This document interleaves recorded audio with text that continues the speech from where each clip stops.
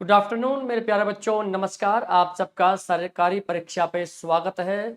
सरकारी परीक्षा एक ऐसा प्लेटफॉर्म है जो बेटा आपके एसएससी जीडी के सपने को साकार कर सकता है। एसएससी जीडी में आप सब जानते हैं बहुत बड़ी अपॉर्चुनिटी है, बहुत बड़ी वैकेंसी आई है। फॉर्म फिल करने के बाद जो सबसे बड़ी बात है वो है जो रिटर्न एग्ज़ाम होगा उसकी तैयारी करना। फिजिकल परीक्षा भी आपकी होगी, वो भी महत्वपूर्ण है, उसके बगैर भी काम नहीं चलेगा। लेकिन जो सबसे पहले आपको कार्यक्रम पूरा करना है वो लिखित परीक्षा का करना है, रिटन एग्जाम का करना है। तो सरकारी परीक्षा आपको आश्वस्त करता है, आपको एश्योरेंस देता है कि जो ये लिखित परीक्षा होगी इसमें हम जी जान से मेहनत करेंगे और करवाएंगे। लेकिन एक बात जो हम चाहते हैं आप सबसे वो ये कि आप एक टाइम टेबल बनाएं जो हमारी क्लासेस के टाइम टेबल है उसके अनुसार फ्री रहने का। भाई जो भी आप काम करते हैं वो तो करेंगे ही करेंगे, लेकिन पढ़ना भी तो पड़ेगा। अब जिस समय जो कक्षा आएगी, जो क्लास आपको मिलेगी, उस समय आपको फ्री भी रहना है, अपने मोबाइल में डाटा भी रखना है, या जैसे भी वाईफाई का आप इंतजाम कर सकें तो वो भी करना होगा। और आज से लेकर आपके सिलेक्शन तक निरंतर हम काम करते रहेंगे और आपसे काम करवाते रहेंगे। पर एक चीज़ का प्रॉमिस आप सबसे चाहिए कि आप रेगुलर क्लास अटेंड करेंगे, रेगुलरली इन चीज़ों को प्रैक्टिस करेंगे, और जब टेस्ट हो तो उस टेस्ट को ईमानदारी से जरूर परफॉर्म करेंगे, जरूर टेस्ट देंगे। और उसके बाद ये भी देखेंगे कि पहले हमको क्या आता था, अब कितना सीख लिया, कितना और ज़रूरत है। इन सब मुद्दों पे बात करते रहेंगे। तो आज सबसे पहले हम आपको ये बता दें, एसएससी जीडी की जो ये कक्षा हमने शुरू किया, इसमें आज आपके साथ में मैथ्स की क्लास शुरू करने जा रहा हूँ। बाकी क्लासेस भी इसी चैनल पे होंगी, सारा टाइम टेबल आपको पता लगता रहेगा। कैसे? सबसे पहले चैनल को सब्सक्राइब कर लीजिए, ऑल बेल पे क्लिक कर दीजिए ताकि जो भी कक्षा वो आप तक पहुँचे, हर रोज सब आप तक पहुँचे। और उस कक्षा का होमवर्क भी होगा, आपको काम भी करना होगा, और हर रोज कहीं ना कहीं हम डिस्कशन करते रहेंगे। चलिए मेरे दोस्तों, तो आज सबसे पहले जो जानकारी मैं आपको दे दूं वो ये कि एसएससी जीडी में मैथ्स का सिलेबस क्या होता है, मैथ्स हमको कैसे पढ़ना होगा, क्या क्या पढ़ना होगा, क्या चैप्टर्स हैं, क्या प्लानिंग होनी चाहिए, क्या उनको पढ़ने की सीक्वेंस होनी चाहिए, और पढ़ते टाइम मुख्यतः हमसे क्या गलतियां हो जाती हैं, उन गलतियों को कैसे रिमूव करें। ये तो पढ़ते पढ़ते हर रोज डिस्कशन होगा, हर रोज हम देखेंगे, समझेंगे, जानेंगे कि कैसे इस तरीके पे काम करते रहेंगे। चलिए, तो सबसे पहले सारे बच्चे एक बारी क्लास को शेयर लाइक जरूर कर दीजिए ताकि मैं आपको जो जानकारी देना चाह रहा हूं वो जानकारी आप तक प्रॉपर पहुंच पाए, अच्छे से आप काम कर पाए। चलिए देखो दोस्तों, सबसे पहले जो मैं आपको बताना जा रहा हूं वो आपका जो एक सेकंड लीजिए, सबसे पहले जो बताने जा रहा हूं बेटा वो क्या है, वो आपका सिलेबस। मैथ्स में एसएससी जीडी में बस यूं बोल देते हैं एलिमेंट्री मैथमेटिक्स आएगा। उस एलिमेंट्री मैथमेटिक्स में क्या क्या होगा, क्या चीजें आपको पढ़नी है, कितने लेवल तक पढ़नी है, सारा वन बाय वन डिस्कशन देखो आज हम करने वाले हैं। लेकिन सारे बच्चे एक बार क्लास को शेयर लाइक जरूर कर दीजिए ताकि मेरा भी उत्साह बना रहे, आपका भी पढ़ने का मन करता रहे, आप खुश रहें पढ़ने में। कैसे ये कार्यक्रम होगा, सारी जानकारी आइए शुरू करते हैं। Concept of number system. देखो बेटा, मुख्यतः अर्थमेटिक में नंबर्स का ही खेल होता है, बहुत सारे नंबर्स पे तरह तरह के ऑपरेशंस होते हैं, उन सब का डीलिंग कैसे होगा वो सारी जानकारी मैं आपको देना चाह रहा हूं। देखो कैसे नंबर सिस्टम में बेटा, नंबर सिस्टम संख्या प्रणाली तो हमको पढ़ना ही पढ़ना है। नंबर 2 घातांक करणी, सर्च एंड डिसीज घातांक करणी में ये प्रश्न बेटा एसएससी जीडी के लिए बहुत खास होते हैं, बहुत महत्वपूर्ण होते हैं। Number 3 HCF and LCM. Number 4 sequence. बेटा ये सीक्वेंस जो होती है नंबर की कोई स्पेशल सीरीज होती है। मुख्य बात देखो एवरेज आ गई, एवरेज के बगैर तो एसएससी जीडी का पेपर पूरा हो ही नहीं सकता, वो तो पढ़ना ही पढ़ना पड़ेगा आपको। नंबर 6 थोड़ा बहुत अलजबरा पढ़ना है। अलजबरा के सामने हमने लिखा है एलिमेंट्री अलजबरा, तो अलजबरा के लिए तो आप छोटी हल्की जानकारियां हासिल करेंगे क्योंकि मुख्यतः इसमें अर्थमेटिक पूछा जाता है। लेकिन अलजबरा के कुछ ऐसे फॉर्मूलेज होते हैं जो नंबर सिस्टम में प्रयोग होते हैं, उन पे बेस जो प्रश्न होते हैं वो हमको सीखने होंगे, वो हमको देखने होंगे। Number 7 equations. बेटा इक्वेशन जो होगा वो दो तरीके की होती हैं, एक को हम रेखीय समीकरण बोलते हैं लीनियर इक्वेशन, और दूसरे को क्वाड्रेटिक यानी द्विघातीय समीकरण बोलते हैं। स्टेटमेंटल क्वेश्चंस में काम आती है बेटा ये चीजें। हमारी जो यहाँ पे प्लानिंग रहेगी वो पहले नंबर्स पढ़ने की रहेगी। इस सीरीज में हम पढ़ेंगे, जब ये पूरा होगा, 8 पूरे होंगे, 9 बोल दो क्योंकि 2 पार्ट हो गए, तो बेटा हमारा एक यूनिट पूरा होगा। मैंने पूरे गणित के सिलेबस को एक यूनिट में बांटा हुआ है। उस यूनिट से आपको बहुत बड़ा सिलेबस नहीं लगेगा, देखना कुछ ही यूनिट में पूरा हो जाएगा। तो उस यूनिट में क्या क्या छोटे छोटे टॉपिक्स हैं वो हमने मेंशन कर दिए हैं, वो हमने बता दिए हैं कि इस तरीके से आप काम करते हुए आगे बढ़ेंगे। सेकंड नंबर पे आते हैं।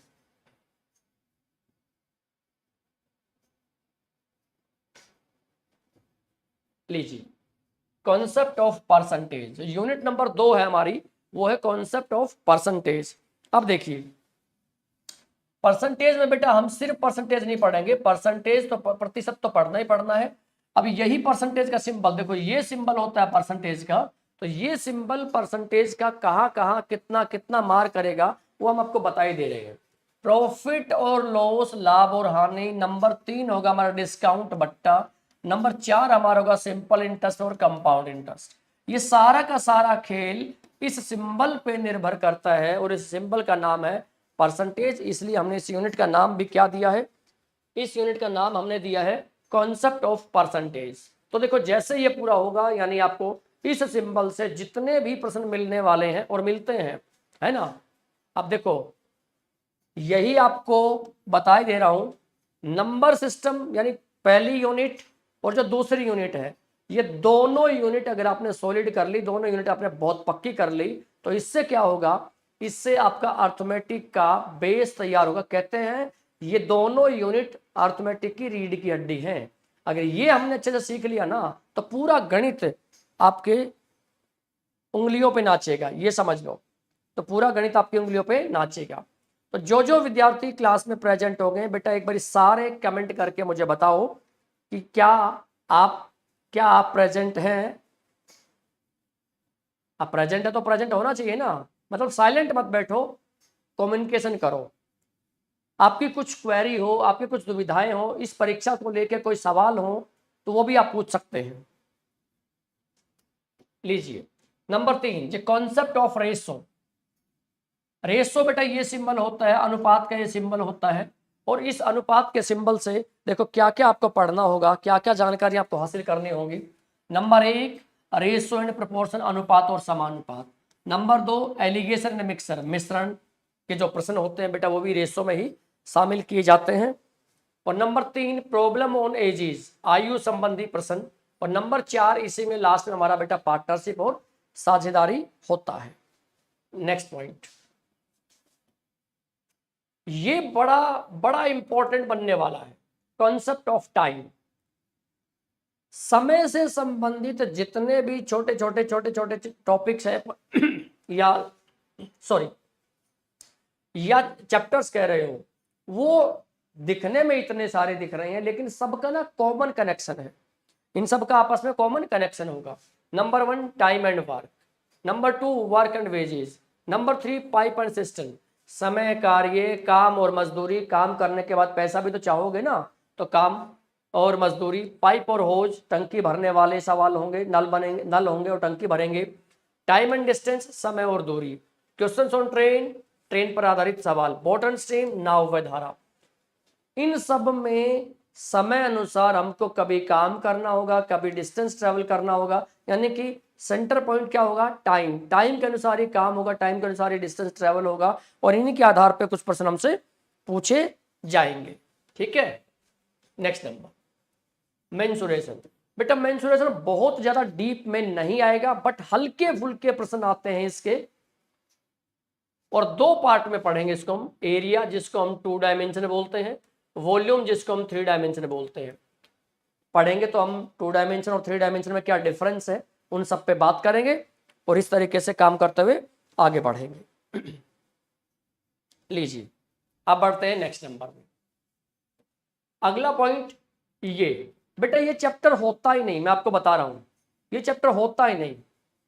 कहो तो इसमें आपको परसेंटेज पढ़ना है, रेशो पढ़ना है, कुछ कैलकुलेशंस करनी है, बस यहाँ पे उन्हीं आंकड़ों को चित्रकारी के रूप में प्रदर्शित किया जाता है। उन पे सवाल तो वही पूछे जाएंगे ना जो हमने चैप्टर पढ़ लिए होंगे अभी तक। तो ये चैप्टर है ही नहीं, पर गिनती में कहने को लिखा गया है, वरना ये चैप्टर होता ही नहीं। That's it. ये आपका सारा सिलेबस रहता है। बहुत बड़ा सिलेबस नहीं है, बहुत हैवी जो है ना कॉन्सेप्ट आपको जीडी के लिए नहीं पढ़ने हैं, पर जो एसएससी ने अभी तक पूछा है या जो एसएससी पूछ सकता है बेटा, वैसी जानकारियां, वैसे कार्यक्रम हम आपके साथ लेके आते रहेंगे। तो ये तो रहा बेटा सिलेबस का डिस्कशन। अब ये सिलेबस के डिस्कशन के साथ देखो, अब हम शुरू करने जा रहे हैं आज का हमारा ये सेशन, जिसमें मैं आपको ये बताने जा रहा हूं, एक ऐसा सेट डिस्कस करने जा रहा हूं जो कि जीडी के पीवाईक्यू हैं, और वो आपको इस लेवल पे सोचना सिखाएंगे कि पीछे एसएससी जीडी ये पूछ चुका है, तो क्या हमारी तैयारी कैसी होनी चाहिए, क्या हमारी तैयारी वहां तक पहुंची है, क्या हम ऐसे प्रश्न करने में सक्षम है। ये सब जानकारियां आज हम मिलके साथ डिस्कस करने वाले हैं। चलिए तो देखो बेटा, शुरू करते हैं आज का पहला पॉइंट। क्या कहता है पहला पॉइंट, देखिए जानिए।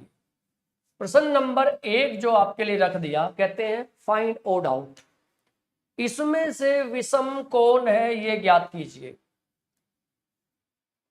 अब इसमें से विषम, सर ये भी एक सम संख्या, ये भी सम संख्या, ये भी सम संख्या, ये भी सम संख्या, विषम तो है ही नहीं। आप समझे नहीं बेटा, ये देखो, आप ये मत समझिए कि ये हमारा सम माने इवन नंबर और विषम माने ओड नंबर। ये इवन नंबर और ओड नंबर से संबंधित नहीं है, क्योंकि सारे ये तो कैसे हैं, सारे ये तो इवन नंबर है नहीं। तो कोई तो बात है जो ये प्रश्न आपसे पूछा गया है। हाँ, आप ये बात जान लो कि ये इवन ओड से संबंधित तो नहीं है। तो पता है ये किससे संबंधित है, ये बेटा आपका कैलेंडर से संबंधित है। आपका जी कैलेंडर रीजनिंग में आता कि मैथ्स में, बेटा कहीं भी पढ़ते हैं, लेकिन यहाँ पे ये इसको मैथ्स में शामिल करके रख दिए, क्योंकि इसमें रीजनिंग जैसा कोई कार्यक्रम नहीं है, छोटा सा डिविजिबिलिटी का रूल लगेगा। देखो फाइंड ओड आउट, ये इवन ओड का बात नहीं है, ये कैलेंडर की बात है। क्या अब आपको ये जानकारी है कि कैलेंडर में एक होता है लीप ईयर, कैलेंडर में एक होता है लीप वर्ष, कैलेंडर में एक होता है लीप वर्ष, एक होता है साधारण वर्ष, एक होता है लीप वर्ष और एक होता है साधारण वर्ष। तो पहले तो हमको ये पता होना चाहिए लीप वर्ष क्या होता है और साधारण वर्ष क्या होता है। लीप वर्ष और साधारण वर्ष जब हमको पता लग जाए, लीप वर्ष जो होता है जो 4 से डिवाइड हो, जो 4 से भाग हो, और साधारण वर्ष जो होता है वो 4 से भाग नहीं होता, जो 4 से भाग नहीं होता। अब इतनी सी बात नहीं है, लेकिन ये देखो ये नॉर्मल सी बात है, लीप ईयर ये होता है, साधारण वर्ष ये होता है। लेकिन एक होता है शताब्दी वर्ष, एक होता है सेंचुरी ईयर। तो देखो बेटा शताब्दी वर्ष क्या होता है, शताब्दी वर्ष क्या होता है, जैसे 100, जैसे 200, 300, 400, इस प्रकार है ना, जैसे 1700, 1900, ये 100 वाला जो फंडा होता है, जो ये 100 वाला फंडा होता है, ये इसको बोलते हैं सेंचुरी ईयर, शताब्दी वर्ष। अगर कोई शताब्दी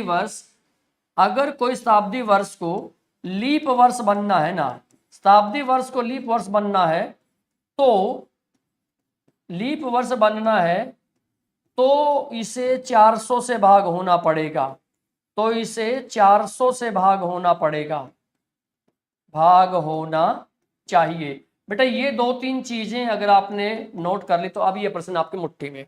देखो जो प्रश्न होगा जिसका उसके साथ में जो कॉन्सेप्ट होगा, जो प्रश्न होगा और इसके साथ में जो कॉन्सेप्ट होगा, उस पर हम बात करते हुए उसको डिटेल में बताते हुए आगे निकलेंगे, ताकि आपका कॉन्सेप्ट भी तैयार हो जाए और प्रश्न का लेवल पता लग जाए कैसे होना है। फाइंड ऑड आउट विषम ज्ञात कर। देखो भाई सीधी बात, इसमें ये और ये तो है सेंचुरी ईयर। अगर ये सेंचुरी ईयर है तो देखो क्या ये 400 से भाग होता है? बेटा ये 400 से भाग नहीं होता तो ये नॉर्मल ईयर बन गया। बेटा ये 400 से भाग नहीं होता तो ये क्या बन गया? NY माने नॉर्मल ईयर बन गया। ठीक है जी।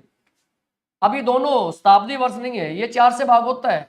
सर ये 4 से भाग नहीं होता तो ये भी नॉर्मल ईयर बन गया, पर ये 4 से भाग होता है तो ये क्या बन गया? लीप ईयर बन गया। अब बताओ कौन अलग हुआ? हमारा आंसर कौन आया? आंसर आया हमारा ए पार्ट। आंसर आया हमारा ए पार्ट। क्यों? बाकी सारे नॉर्मल ईयर बन गए, बाकी सारे नॉर्मल ईयर बन गए, और ये कैसा बन गया? और ये बन गया हमारा, और ये बन गया हमारा लीप वर्ष। तो अब हमको ये पता होना चाहिए लीप वर्ष और नॉर्मल वर्ष, नॉर्मल ईयर में लीप वर्ष और नॉर्मल वर्ष या कि नॉर्मल ईयर में हमको पता होना चाहिए क्या डिफरेंस है। पहली बात तो जो 4 से भाग होता हो, शताब्दी वर्ष तो जो 400 से भाग होता हो, और जो 4 से भाग नहीं होता वो तो भैया देखो ये 400 से नहीं होता, ये 400 से नहीं होता, और ये 4 से नहीं होता। अब ये 4 से नहीं होता तो एक ही ऐसा वर्ष बना जो लीप वर्ष बन गया, और 1892 को हम क्या बोल देंगे? ये क्या बन गया? एक लीप वर्ष बन गया। बन गई कहानी पूरी।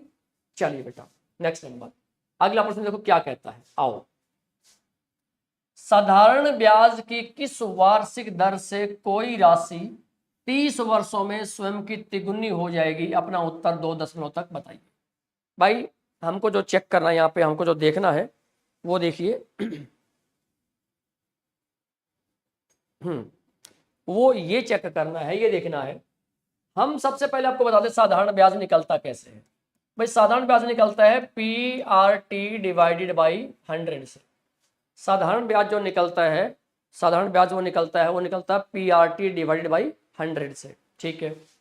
अब यहाँ पे कहते हैं कोई पैसा है, हमने उस पैसे को लेट किया जी। P माने, देखो P माने क्या होता है सर? P माने होता है मूलधन।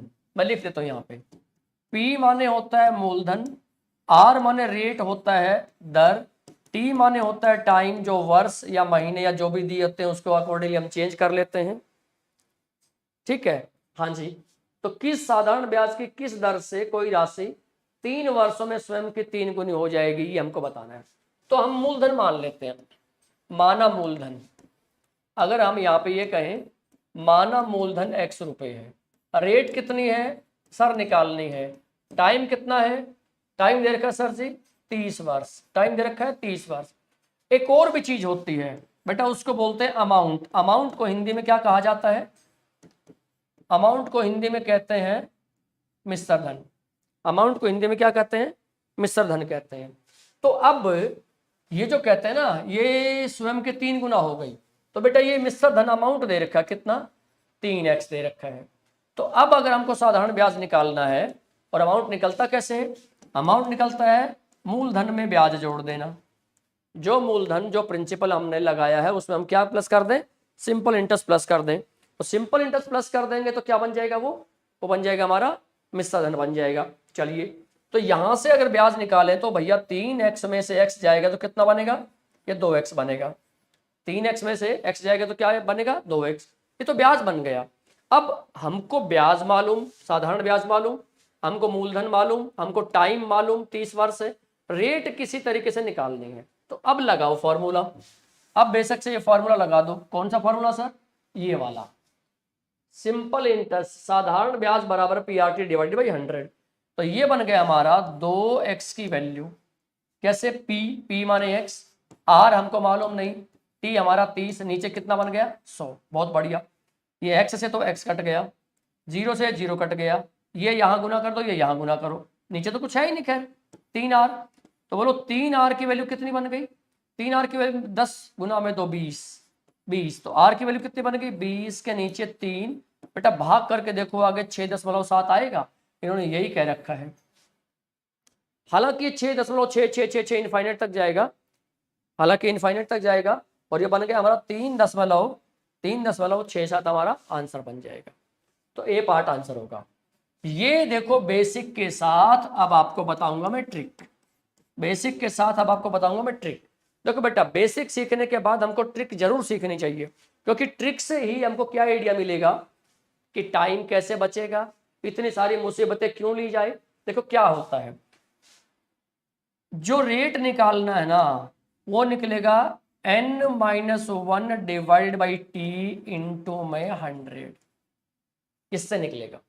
अब लिख दो क्या क्या, आर माने क्या है, रेट, रेट माने दर, टी माने क्या है जी, जो टाइम, जो समय जो दे रखा है वो समय, एन माने क्या है, एन माने वो टाइम्स, वो गुना, वो गुना कितने गुना, स्वयं की 3 गुना हो जाएगी, ये वाली बात, स्वयं की 3 गुना हो जाएगी।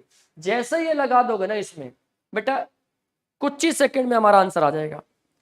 जैसे ये लगा देंगे तो कुछ ही सेकंड में हमारा क्या बन जाएगा, आंसर बन जाएगा।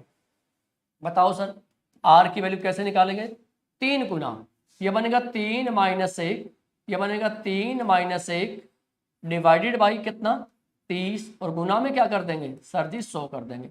0 0 कट गया, कट गया भैया। देखो ऊपर 3 में से 1 गया तो 2, 2 गुना में 10 तो कितना बनेगा 20, और 20 के नीचे 3।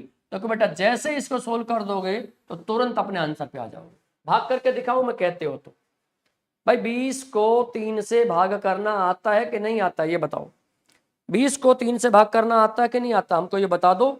अगर ये बता दोगे तो हमारी बात बन जाएगी, हमारा काम निकल जाएगा। बेटा ये सीखने के बाद हमको इस ट्रिक पे विशेष ध्यान देना है, विशेष ध्यान देना है, क्योंकि पेपर में टाइम बचाना भी बहुत जरूरी है। आपकी जो प्रैक्टिस होनी चाहिए वो किस पे होनी चाहिए, बेसिक सीखने के बाद उसमें से क्या चीज रिड्यूस कर सकते हैं, क्या कमी कर सकते हैं, और सीधे सीधे कैसे काम पे आया जाए, ऐसे काम कर सकते हैं। बात पूरी हुई। अगर ये पॉइंट आपको बढ़िया लग गया तो बेटा इसको अच्छे से नोट कर लेना, और जैसे आगे कभी ऐसे गुना वाला प्रश्न आए तो उसको यूज कर लेना। मैं यहाँ पे एक बात का और ध्यान दिला रहा हूँ, अगर रेट पूछा है तो यहाँ टाइम नीचे है, और कई बार ये रेट बता दें और टाइम पूछे आपसे तो बेटा इस टी को यहाँ ले आना और आर को इसके नीचे डाल देना। दोनों केस में ये एलिजिबल है, दोनों केस में ये काम करता है, दोनों केस में चलेगा। नेक्स्ट नंबर पे देखो अगला प्रश्न क्या है, समय कार्य का। देखो बेटा जी अगला प्रश्न आ गया, ये क्या कहना चाहता है, कहते 24 महिलाएं और 9 पुरुष एक निश्चित कार्य को 18 दिनों में पूरा कर सकते हैं। प्रत्येक महिला किसी कार्य को पूरा करने में पुरुष द्वारा लिए गए समय से दुगुना समय लेती है, केवल 9 पुरुष उस काम को कितने दिनों में पूरा करें। जैसे ही ये प्रश्न हमने पढ़ा हमारे दिमाग में 2 बातें चल रही हैं, क्या कि भाई एक तो ये जो काम है वो कितना है, जो इन बंदों ने काम करना है, जो ये काम करना चाहते हैं वो काम कितना है, एक तो हमारे दिमाग में ये बात चल रही थी, ठीक है सर। और दूसरी बात क्या चल रही थी, दूसरी बात चल रही थी, एक तो हमारे दिमाग में चल रहा था कि कुल कार्य कितना है, कुल काम कितना है। दूसरी चल रही थी ये जो काम करने वाले बंदे हैं इनकी कार्य क्षमता क्या है, इनकी वर्किंग एफिशिएंसी, WE माने बेटा वर्किंग एफिशिएंसी, कार्य क्षमता, इनकी कार्य क्षमता कैसी होगी। चलिए जी, फैजान खान, अभिषेक नमस्कार, I am Abhishek Kushwaha, CGL selected. चलो जी बहुत बढ़िया, स्वागत आपका और बधाई हो आपको, आप सेलेक्ट हो गए। तो बेटा क्लास को जरूर उन बच्चों तक आप शेयर लाइक करें और अपने सर्कल में सर्कुलेट जरूर करें कि SSC GD की स्पेशली तैयारी अगर करनी है तो इस चैनल पे आए और अपनी तैयारी को बहुत बेहतर बनाएं, बहुत दुरुस्त बनाएं। आज हम SSC GD की पहली क्लास ले रहे हैं जिसमें मैथमेटिक्स हमने शुरू किया है, बाकी क्लासेस भी इसी चैनल पे होंगी, तो चैनल को सब्सक्राइब जरूर कर लें और जानकारियां समय समय पर मिलती रहेंगी आपको।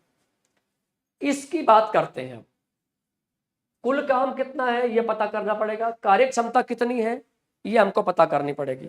कुल काम कितना है पता करेंगे, कार्य क्षमता पता करेंगे, कहां से पता करेंगे, यहां से पता करेंगे।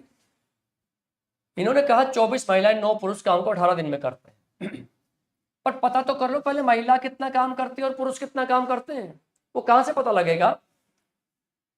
प्रत्येक महिला किसी कार्य को पूरा करने में पुरुष द्वारा लिए गए समय से दुगुना समय लेती है। अगर मैं यहां पे लिख दूं मैन, यहां पे वुमेन, अगर टाइम की बात कर रहे हैं तो अगर पुरुष 1 टाइम ले तो महिला 2 टाइम लेगी। देखो समय दुगुना ले रही है, जो समय दुगना लेगा वो धीरे काम करेगा, वो हल्के काम करेगा। तो भाई अगर आपको इनकी WE निकालना है, आपको इनकी कार्यक्षमता निकालना, बेटा इसको डबल कर दो, इसको डबल कर दो, और पता ये क्या हुआ, ये हो गया एक आदमी का काम, ये हो गया एक औरत का काम। ऐसे हम लिख सकते हैं इसको वर्किंग एफिशिएंसी के केस में, वर्किंग एफिशिएंसी के केस में, है ना। अच्छा जी, तो अब हम क्या लिखें, ये कहते हैं जी 24 महिलाएं प्लस में 9 पुरुष, 24 महिलाएं 9 पुरुष, तो एक महिला 1 यूनिट काम करती है, एक पुरुष 2 यूनिट काम करता है, और ये बंदे मिलके 18 दिन तक काम करते रहते हैं। तो 24 तो यहां से काम आ गया, और जो 9 गुना तो 18 यहां से आ गया। आप एक बात देख रहे हो, 24 काम यहां से आ गया, 18 यहां से आ गया, लेकिन ये काम एक दिन का हुआ, कितना हो गया बताओ तो, ये भाई ये काम हो गया 42, ये काम हो गया 42, है ना, एक दिन का हुआ। इस 42 को बेटा 18 से गुना भी तो करोगे, क्यों, ये वाला ग्रुप जब बनता है मिलता है तो 18 दिन तक काम करता है, ये वाला ग्रुप 18 दिन तक काम करता है। तो बताओ क्या हमारा जो ये टोटल वर्क निकाल रहे हो आप, जो TW निकाल रहे हो, ये 42 गुना में 18 आ गया, हाँ जी, इसे गुना मत करो। कहता केवल 9 पुरुष कितने दिन में करेंगे, इस 42 गुना में 18 वाले काम को 9 पुरुषों से करवाना है खाली। तो भैया एक पुरुष कितना काम करता है, एक पुरुष 2 काम करता है, तो 9 पुरुष कितना काम करेंगे सर, 9 पुरुष 18 काम करेंगे। तो इसको 18 से, इस 18 से डिवाइड कर दो, गेट योर आंसर। तो कितना आंसर आ गया 42, कहाँ पड़ा है, ए पार्ट में। अब बिल्कुल 42 को लॉक कर दिया जाए, आपकी बात बिल्कुल सही है, 42 को लॉक करना ही होगा, क्योंकि आंसर ही क्या है इसका, 42 हुआ। अब देखो यहां कुछ बेसिक के साथ मैंने आपको प्लानिंग समझाई कि पहले टोटल वर्क कितना है ये निकाल लो, कौन कितना काम करता है उसे निकालने की प्लानिंग छोड़ रखी होगी, वो हमने कर ली, और निकाल के टोटल वर्क जिस ग्रुप से या जिस बंदे से या जिन बंदों से काम करवाना है उनकी 1 डे वर्किंग, उनके एक दिन के काम से डिवाइड करा दो एंड गेट योर आंसर। कहानी इतनी होगी, ठीक है भाई। चलिए नेक्स्ट पे आते हैं। नेक्स्ट नंबर क्या कहता है, 8 लड़कियों की औसत आयु Y वर्ष है, 8 लड़कियां हैं। देखो भाई जो औसत होती है, जो एवरेज होती है, थोड़ा सा बेसिक बता दूं, एवरेज जो होती है, औसत जो होती है, वो total sum divided by n से निकलती है, total sum divided by n से निकलती है।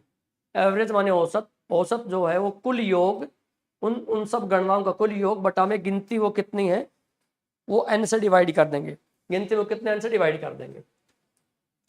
और अगर हमको टोटल सम निकालना है तो n को यहाँ मल्टीप्लाई कर दो, अगर हमको टोटल निकालना है तो n को यहाँ मल्टीप्लाई कर दो। मानो हमको यहाँ से कुल योग निकालना है, टोटल सम निकालना है, तो हम क्या करेंगे, एवरेज को किससे गुना कर देंगे, n से। जैसे यहाँ अब सवाल पढ़ो, 8 लड़कियों की औसत आयु Y वर्ष है, तो भाई मैं उनका ना कुल योग निकाल लेता हूं, तो भाई उनका कुल जोड़ जो आएगा वो कितना आएगा, 8Y आएगा, गुना कर दें 8 को और इसको। चलो जी, y + 3 y - 6 y + 15 y + 8 y + 6 द्वारा दी गई आयु वर्षों में वाली 5 नई लड़कियां कक्षा में शामिल होती हैं, तो कक्षा की नई औसत क्या है ये हमको बताना है। तो कक्षा की नई औसत क्या है ये हमको बताना है। भाई इनका भी जोड़ कर लो।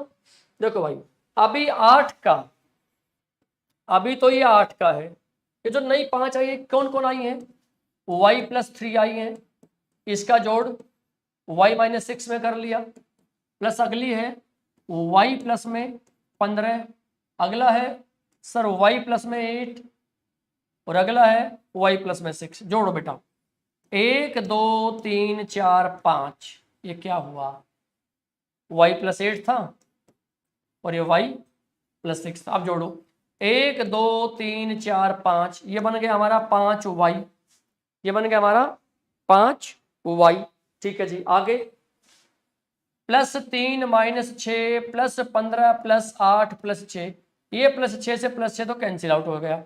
अब जोड़ो आगे कितना, 15 और 3 18, 18 और 8 26, तो ये बन गया 5y प्लस में 26।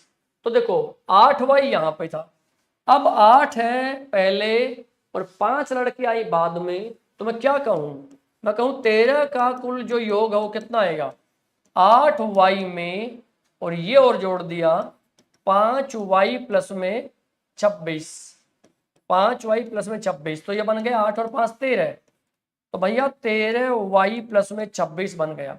नहीं, हमको चाहिए कक्षा की नई औसत, हमको चाहिए कक्षा की नई औसत। तो भाई जो नई औसत आएगी वो कैसे आएगी, नई औसत जो आएगी वो कैसे आएगी, नई औसत आएगी वो आएगी 13y प्लस में 26, और अब संख्या भी कितनी होगी 13, इसको डिवाइड कर दो, अलग अलग डिवाइड कर दो या एक ही बारी कर दो, तो 13y के नीचे 13 प्लस में 26 के नीचे 13, तो ये तो कटेगा y पे, ये कटेगा 2 पे, तो देखो कहीं पे y प्लस में 2 साल दे रखे हैं, y प्लस में 2 साल दे रखे हैं, तो get your answer. y plus में 2 अगर दे रखे हैं तो ये हमारा क्या बन जाएगा, हमारा आंसर बन जाएगा। कहानी इतनी होगी, ठीक है भाई। चलिए, तो ये हमारी कहानी होगी, इस तरीके से बात करते हुए हम आगे निकल सकते हैं, चेक कर सकते हैं, बात हो सकती है। चलिए नेक्स्ट नंबर पे आते हैं। अगला प्रश्न भी देखो औसत से है, बढ़िया। औसत में देखो अब आपको प्रॉपरली अंडरस्टैंडिंग हो गई कैसे निकालते हैं, तो इस प्रश्न को हम बड़ा इजीली आसानी से कर सकते हैं। 10 संख्याओं का औसत 24 है, यदि प्रत्येक संख्या को 2 से विभाजित किया जाए तो नया औसत क्या होगा। पहले औसत 24 है, सबको 2 से भाग किया, तो बेटा इसको भी 2 से भाग कर दो एंड गेट योर आंसर, काम खत्म। बस इतनी सी बात थी, बिल्कुल इतनी सी बात थी। अब इस बात को कैसे सोल्व किया जाए, ये बात क्यों ऐसे हुई है, मैं इस पे भी बात कर लेता हूं। देखो आपको एक नोट लिखना है, या नोट लिखो या मत लिखो एक ही बात होगी, संख्याएं 10 हैं, नोट लिखोगे तो इसके साथ साथ और भी चीजें आ जाएंगे। क्या, देखो मैं आपको कह रहा हूं, यदि प्रत्येक संख्या को, यह बड़ा खास नोट है, यदि प्रत्येक संख्या को प्लस किया जाए, माइनस किया जाए, इंटू किया जाए या डिवीजन किया जाए किसी भी एक फिक्स कांस्टेंट के से, तो ये रिजल्ट डायरेक्टली उनकी एवरेज में लग जाता है। प्लस हो जाएगा, माइनस हो जाएगा, इंटू हो जाएगा या तो डिवीजन हो जाएगा उसी केस से, और इसका उल्टा भी होता है। ये नोट बड़े ध्यान से लिख लेना है आपको, और ये नोट देखो बताना चाह रहा है कितनी भी तो संख्याएं हों, कुछ भी उनका औसत निकलता हो, यदि प्रत्येक संख्या को इन्होंने कहा 2 से भाग दिया जाए, तो देखो कितनी संख्याएं थी, अगर उन सबको के से भाग दिया जाए तो बेटा एवरेज भी किससे भाग हो जाएगी, के से। 10 संख्याओं का औसत 24 है, प्रत्येक को 2 से भाग दिया जाए तो बेटा एवरेज को 2 से भाग दे दो, और जो नई औसत आएगी वो वही आएगी जो 2 को भाग करने से आ जाती है, जो 2 को भाग करने से है वो आ जाती है, तो हमारा आंसर 12 बन जाएगा। चलिए बेटा नेक्स्ट पे आते हैं, अगले प्रश्न पे आते हैं। देखो अगला प्रश्न क्या कहता है, आओ। 32,000 पर 2 वर्षों के साधारण ब्याज और चक्रवृद्धि ब्याज के बीच का अंतर 80 रुपए है। 3200 रुपए पर 2 वर्षों के साधारण ब्याज और चक्रवृद्धि ब्याज के बीच का अंतर 80 रुपए है। चक्रवृद्धि ब्याज के मामले में ब्याज वार्षिक रूप से संयोजित होता है, तो ब्याज की दर क्या होगी। मैं आपको यहाँ एक खास बात बताने वाला हूं, यहाँ पे एक खास बात बनने वाली है। क्या बनने वाली है, देखो भाई ये पैसा तो है मूलधन, इसको बोलते हैं पी। टाइम कितना दे रखा है सर जी 2, और इनके बीच का अंतर जो डिफरेंस है वो कितना दे रखा है जी 80। रेट पूछा करते हैं, दर पूछा करते हैं। देखो रेट हमको क्या है सर बतानी है आपकी बारी, तो सबसे पहले तो एक बात लिखो, क्या, P माने मूलधन प्रिंसिपल, ये होता है डिफरेंस इनटू में 100/r²। कब होता है ये, जब टाइम 2 साल दे रखा हो और CI और SI का डिफरेंस भी दे रखा हो, डी माने डिफरेंस। देखो ये कंडीशन आपको नोट करनी पड़ेगी। जब 2 साल दे रखे हो, उस 2 साल में साधारण ब्याज और चक्रवृद्धि ब्याज का अंतर दे रखा हो, मूलधन दे रखा है, तो भैया एक ही चीज तो गायब है, और वो एक चीज जो गायब है वो कौन है? जो एक चीज गायब है वो है कौन है? आर। एक जो चीज गायब है वो कौन गायब है? सरकार, वो आर गायब है। तो बाहर निकाल लेते हैं। देखो बाहर कैसे निकलेगा, आइए चेक करते हैं।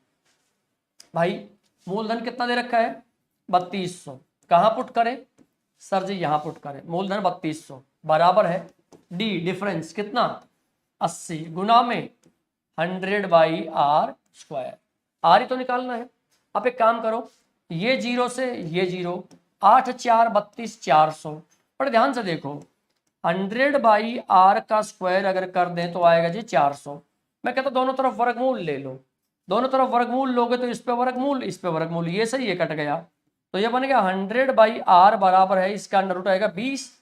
तो बताओ r को ऊपर 20 को नीचे कर दें क्रॉस ऐसे, तो बन गया 20r बराबर है 100, और ये 20 से ये कटेगा तो 5।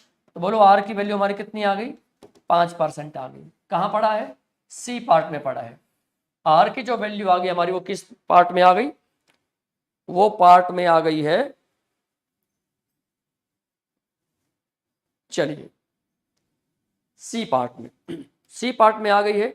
और अब आप लोग कर सकते हैं इस जैसे प्रश्न को बड़े अच्छे तरीके से डील कर सकते हैं। P दिया है, डिफरेंस दिया है, R पूछे हैं। कई बार डिफरेंस और R दिया होगा, P पूछेंगे। कई बार डिफरेंस और R प्रिंसिपल और R दिया होगा, डिफरेंस पूछेंगे। किसी को भी यहाँ पे यूज किया जा सकता है। इसको यहाँ किसी भी तरीके से किसी में यूज कर सकते हैं, इसमें कोई दिक्कत कोई परेशानी होगी नहीं। चलिए बेटा नेक्स्ट पे आते हैं। देखिए अगला प्रश्न क्या कहता है। अगला प्रश्न कहता है 60 माइनस में a बराबर 200 का 65%। तो a का मान क्या है? 60 नहीं 600। 600 माइनस a बराबर है 200 का 65%। हल्का सा प्रतिशत सोल्व करना है और a का मान निकल जाएगा। हल्का सा प्रतिशत सोल्व करना है और देखो बेटा a का मान निकल जाएगा। आप ये बताओ परसेंटेज कैसे हल होती है?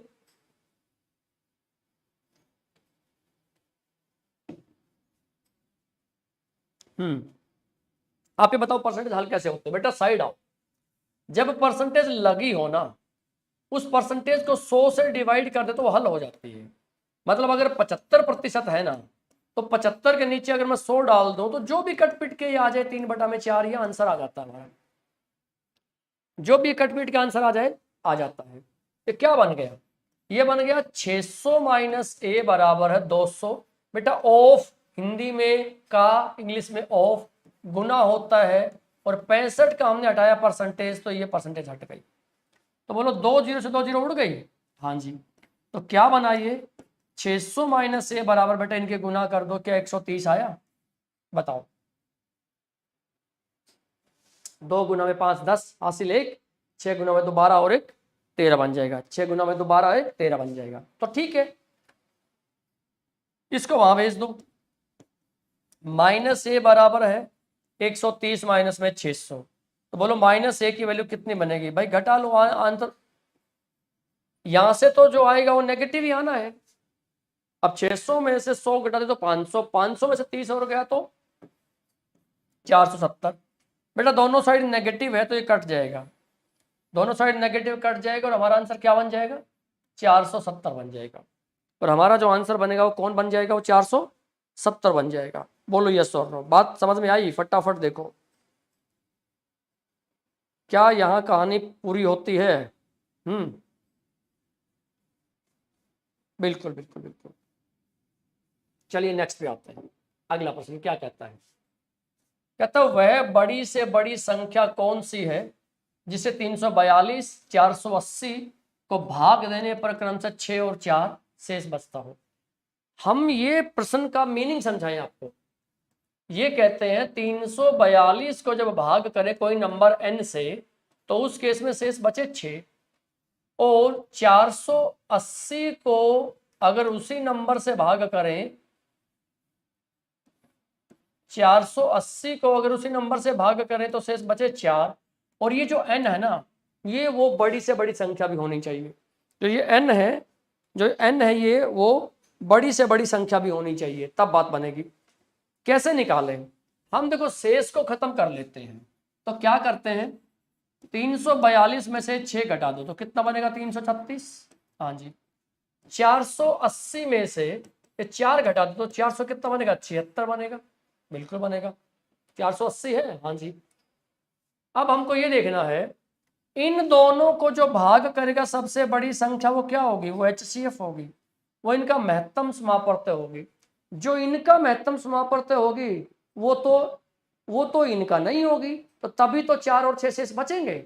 हाँ जी, अब देखो नियम ये कहता है या तो यहां से आप चाहें तो ऑप्शन यूज कर सकते हैं, ना तो बेटा यहां से हम निकालने का तरीका भी जानते हैं।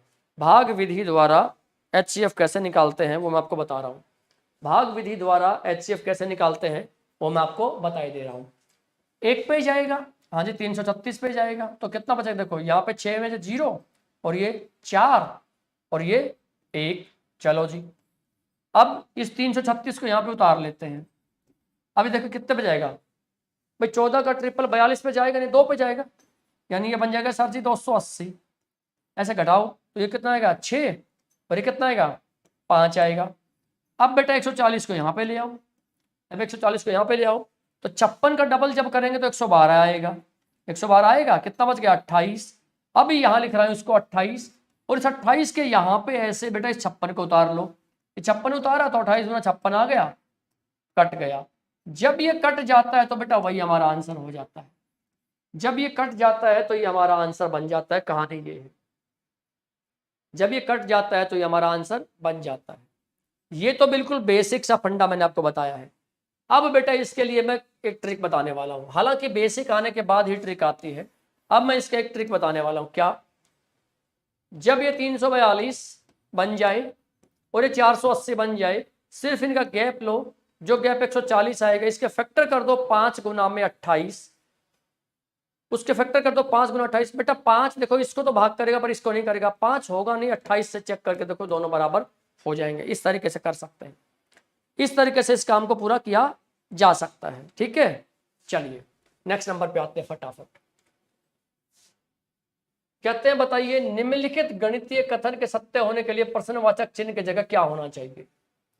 ये लिखते हैं बेटा 9, 5, 7, 6 बटा में 21 गुना में 462 के नीचे 42 माइनस 563 गुना में 8। भैया ये किसी की पावर 3 होना चाहिए। 21 से काटो भैया, कटना चाहिए ये, या पहले छोटे से काट के देख लो, मर्जी है। देखो ये तो सीधा सीधा देखो 42 एक 42 4 बचेगा और 42 एक 42, ये तो 11 पे कट गया। अब ये भी इसको काटेगा, कहीं ना कहीं चेक करना होगा। या तो पहले 3 से काट लो, 7 से, अगर 21 का पढ़ा नहीं आता तो देखो 3 से काट रहे हैं, 3 से जी कैसे, 7 5 12 है, कट जाएगा। 3 7, 3 3 9, 3 1, 3 9, 3 2, ये 7 से काटो, देखो 7 4 28, 3 बच गया, 7 5 35 और 7 6 42। बहुत बढ़िया। अब आपको ये देखना है 456 गुना में 11, 456 गुना में 11 माइनस 563 गुना में 8, ये जरूर किसी की पावर 3 में आएगा। मतलब गुना करके हमको ये माइनस करके देखना पड़ेगा, गुना करके हमको ये माइनस करके देखना पड़ेगा, तभी बात बने। तो गुना करो, ये बन जाएगा 6, 11 6 66, 55 और 6, 11 6 66 हासिल 5, 11 5 55 और 6 61, 6 11 4 44 और 6 सर 50 माइनस 8 3 24 2 48 2 50 5 8 5 40 5 45, ये घटाएंगे तो आएगा कितना 2, 6 में से 4 2 और ये 1 और ये 512। बेटा 512 क्या 8 की पावर 3 नहीं होता? होता है सर। 8 हमारा आंसर आ गया, सी पार्ट में 8 हमारा आंसर आ जाएगा। तो सी पार्ट में जब 8 हमारा आंसर आ गया तो सी को करके निकलेंगे। ये सिंप्लीफिकेशन का ही प्रश्न समझो, गुना भाग का ही प्रश्न समझो, बट थोड़े से डिजिट बड़े दे रखे थे जो कि हमको डील करने हैं। नेक्स्ट नंबर देखो बेटा क्या कहता है। एक कपड़ा विक्रेता 65 मीटर कपड़ा 5,850 रुपए में बेचता है। 65 मीटर कपड़ा तो 65 से डिवाइड कर दो, 1 मीटर कपड़े की वैल्यू आ जाएगी। ये 1 मीटर कपड़े का क्या आ जाएगा, ये एसपी आ जाएगा। काट के देखो कितना आएगा। भाई देखो टेक्निक लगाओ, ये 5 है, ये 5 है, तो 5 को या तो अब देखो कैसे 9 गुना 6 54, आप ना इस 0 को छोड़ के एक बार 9 से गुना करके देखो। 9 5 45 4, 9 6 54 और 4 58, 58 तो 585 बन गया। तो भाई साहब ये कट गया 90 पे कट गया। 65 मीटर कपड़ा 5,850 रुपए बेचता है और 11 रुपए प्रति मीटर कपड़ा लाभ कमाता है। तो जो सेलिंग प्राइस आया, विक्रय मूल्य आया 90, प्रॉफिट आ गया 11। तो बेटा सीपी पूछते हैं, घटा दो इसको इसमें से, घटाओ कितना आएगा बोलो। 79 पड़ा कहीं? हाँ सर जी 79 पड़ा है, पड़ा है तो आपका आंसर बन गया। D part will be correct answer. तो जो हमारा आंसर बनेगा वो कौन बनेगा, वो डी पार्ट हमारा करेक्ट आंसर बन जाएगा इस केस में। इस केस में जो आंसर बनेगा वो हमारा डी पार्ट बन जाएगा। ठीक है, चलिए दोस्तों, आज हमारी पहली ये कक्षा थी। पहली कक्षा में हमने सिर्फ ये डिस्कस किया है कि सिलेबस क्या है, एसएससी जीडी में हमको सिलेबस क्या पढ़ना है और एसएससी जीडी में किस लेवल के प्रश्न आते हैं वो प्रश्न हमने डिस्कस किए हैं।